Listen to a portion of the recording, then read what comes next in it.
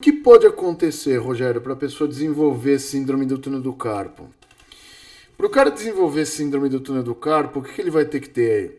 Alguma inflamação nos tendões flexores que atravessam o túnel do carpo, por isso que digitadores entram nessa conta, tá? Então, os caras digitam. O que acontece? Você começa a gerar um tensionamento desses tendões, inflamação deles. Você pode ter duas condições aqui, a tendinite, quando a lesão se dá nos tendões, ou a tenossinovite, quando a inflamação se dá na bainha tendínea. E quando isso acontecer, o que acontece? Quando isso acontecer, o que acontece? Você vai ter um edema desses tendões aqui. O que vai acontecer? Eles vão inchar. E quando eles incham, eles não têm para onde expandir. E aí quem está aqui no teto do túnel do carpo e sofre mais é o nervo mediano, que ele está passando sobre o túnel do carpo aqui. E aí você vai começar a gerar uma compressão do nervo mediano. E aí você está se perguntando, falou, Rogério, por que a compressão é maléfica para os nervos? Eu vou citar duas condições que já aconteceram com vocês aí. A primeira, vocês estão dormindo, aí vocês dormem em cima do braço. Sabe quando você dorme em cima do braço? Você acorda à noite, seu braço está morto, você não consegue mexer ele. O que aconteceu ali? Você dormiu em cima do nervo radial, que o nervo radial ele contorna o húmero, e aí o braço fica duro. E aí você fica desesperado, eu não consigo mexer minha mão. Já aconteceu com você? Já acontece comigo direto, cara. Aí com o tempo vai passando, você consegue mexer a mão. Por que acontece isso? Porque você deitou em cima, comprimiu o nervo. Ah, e daí? Quando você comprime o nervo, você comprime a circulação do nervo. Você tem menos circulação sobre o nervo. Quando você tem menos circulação sobre o nervo, você diminui a velocidade de condução do estímulo elétrico dentro do nervo e a primeira coisa que você consegue sentir é formigamento. E se essa compressão não cessar, você vai evoluir com perda de movimento também, ou seja, uma alteração sensitiva, o formigamento, e uma alteração motora, não conseguir mexer o segmento. Então, sempre que a gente tem uma lesão no nervo misto, um tipo de lesão compressiva, você tem uma alteração sensitiva, que geralmente é o formigamento, e uma lesão motora, uma alteração de movimento, pode ser perda de força ou perda do movimento, dependendo da lesão do nervo. Às vezes vocês estão sentados com a perna cruzada, né? Aí vocês sentam em cima do nervo ciático, aí o pé morre também, o pé fica duro, eu não consigo mexer. Aí quando vocês tiram a compressão, o que acontece? A planta do pé começa a ficar dormente, e aí vocês já conseguem mexer os dedos. O princípio é o mesmo.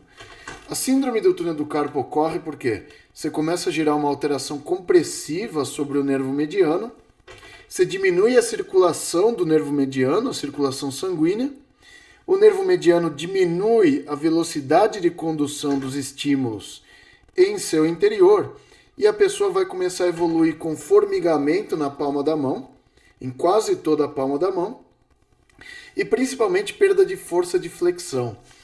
Rogério, como eu sei que eu estou perdendo força de flexão? Você vai pegar uma garrafa, ela cai. Você vai segurar um objeto pesado, cai.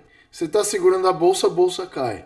Então, isso é um parâmetro que você está com alteração na musculatura flexora. Porque toda essa musculatura flexora aqui, ó, ela é inervada pelo nervo mediano, tá? O nervo mediano, ele apresenta ramos motores aqui no antebraço para a inervação do compartimento anteromedial aqui, ó. De todos esses músculos aqui, o único que o nervo mediano não vai inervar completamente é o flexor ulnar do carpo, é esse aqui, ó. Ele é inervado pelo nervo ulnar. A metade ulnar do flexor profundo dos dedos é inervado pelo nervo ulnar, tá? Então o nervo ulnar, ele inerva um músculo e meio aqui. Quem corresponde à maior parte da inervação da musculatura flexora é o nervo mediano. Por isso que a pessoa evolui com perda de força de flexão. A pessoa vai dar a mão para outra, não tem força para dar a mão.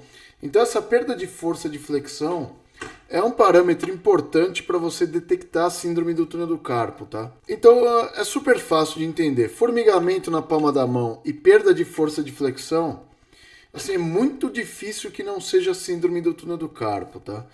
Primeira origem, pode ser ocasionada secundariamente a uma tendinite de flexores. Segunda causa, Secundariamente, a artrose dos ossos do punho. Porque vocês perceberam aqui, ó, o seguinte, ó.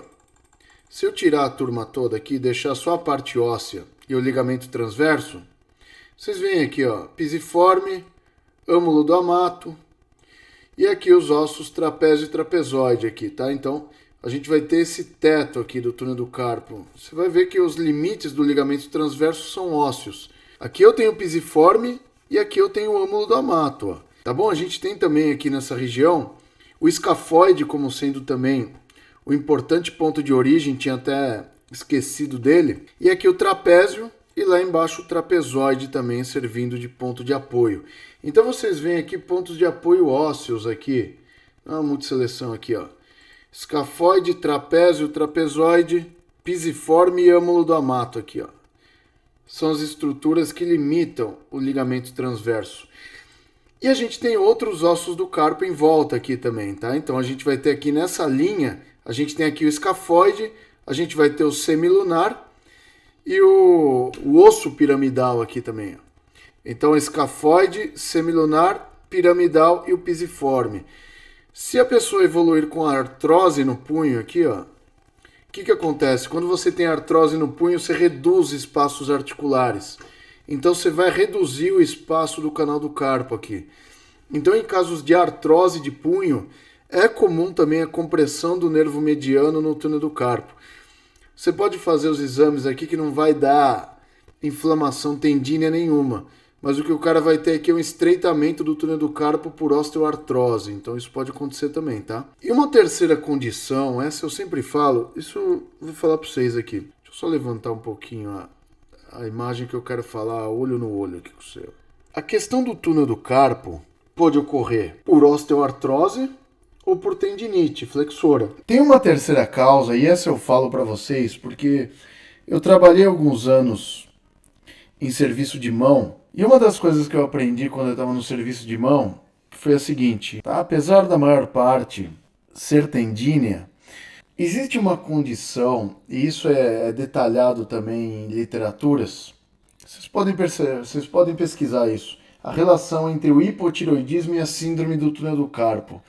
Essa eu acho muito importante falar, porque o que acontece? Quando a pessoa tem hipotireoidismo, ela vai evoluir com um tipo de edema generalizado.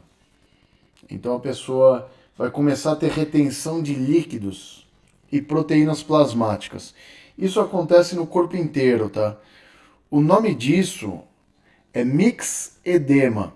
O mixedema não é aquele edema que você tem no pé, que você aperta o dorso do seu pé, na hora que você solta o edema cede. Não, o mixedema quando você aperta, às vezes ele fica 3, 4 dias para retornar. Em alguns casos demora mais dias ainda para retornar. E quando a pessoa tem o hipotireoidismo não tratado, o que pode acontecer é você ter um edema nas extremidades, e esse edema de extremidades ele começa a gerar uma retenção de líquido na mão, e aí o túnel do carpo fica edemaciado. E quando houver esse edema no túnel do carpo, você pode ter a compressão do nervo mediano por líquido também. Não sei se vocês sabiam disso, então se vocês não sabiam dessa informação, hashtag aprendi hoje.